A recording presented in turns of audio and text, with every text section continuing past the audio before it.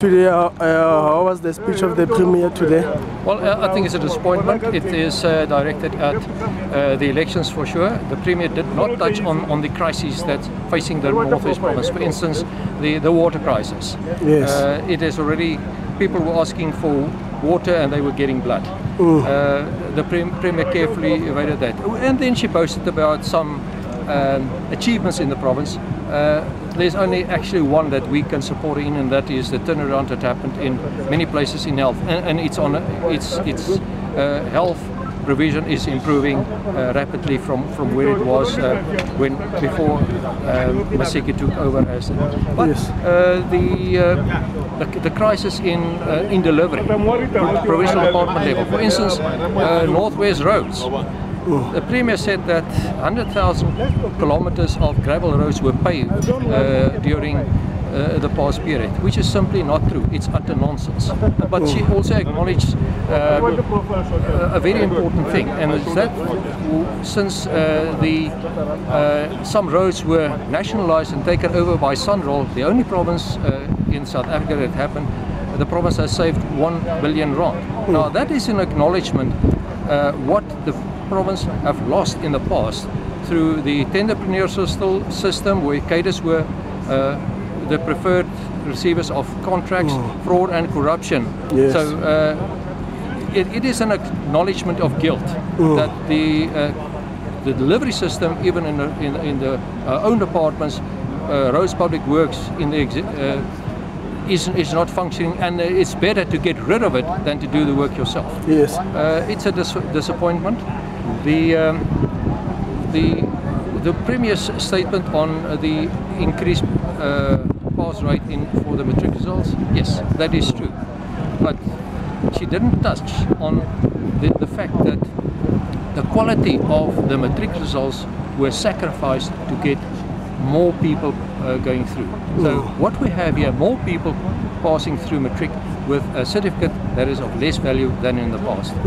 This is a speech directed at the forthcoming elections that will happen in a few weeks' time, and I think one must acknowledge that it's that, nothing more, and certainly no direction forthcoming from the speech. Yes. Mr. Hattingh, as for the 4 municipalities that are put under administration, in your view, what caused those municipalities to be under administration? Well, I think the root cause is what we see all over the province, cadre deployment, the replacement of people with capacity with people who are loyal to the system, and very, very big administrations, and people are being employed at massive salaries without the capacity to do the job. But in all 4 of those municipalities, we see resistance from the councillors, not only from the council within ANC councillors within the municipality, but also from a faction of the ANC in the Northwest Province, where they actually are opposing the interventions, saying they would rather want a Section 154 intervention than a Section 139 intervention. Now, Section 154 is no intervention. It's actually what should happen every day. Provincial government supporting local government. So, no, there's no solution in the interventions by the Premier into those 4 municipalities. We've never seen a end of intervention report, and that in fact was the reason why the Maribeng municipality successfully evaded a previous attempt of the same Premier for an intervention late in 2012. They went to Kokta, and Minister Baloy agreed that the Premier didn't have the right to intervene. Yes. So interventions, I don't believe, are producing the results that's expected. They certainly do not turn the municipalities around, and in many instances we get administrators that are simply redeployed cadres.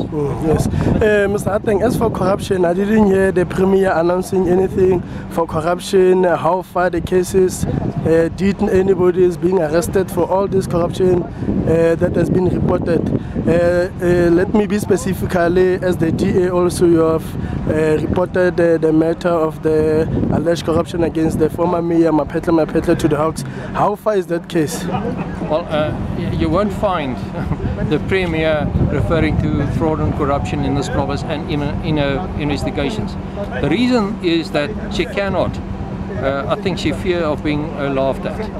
The reality is that unlike in other provinces, unlike at National Parliament, not a single investigative report or forensic report has ever been tabled in this legislature.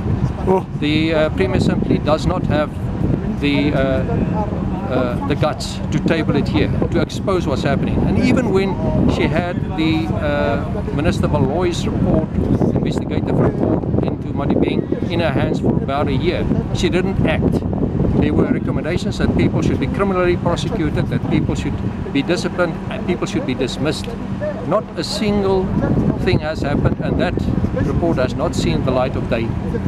Even when only after a year the Madibeng Council discussed it, everything was taken back, and the reason is that that report exposes the deployed cadres, some of them sitting in very high positions in this legislature. As far as the forensic investigative reports in the Tlokwe municipality implicating Mapetle also deployed into this legislature, very close to the ANC chairperson, Suprama Mapela. That investigation is still with Hawks. We, the council, did not want to act on it. Mapetle himself didn't want to act on that, so we formally laid a charge at the police station at Potchefstroom, and within a few days it was referred to the Hawks, and from time to time we do have contact with them, and apparently the investigation is making progress. Okay. The last thing, Mr. Hattingh, now we are approaching the fifth elections. As the DA, what are you promising to the community of this province? Well, what we are promising is that we will represent them thoroughly in this legislature.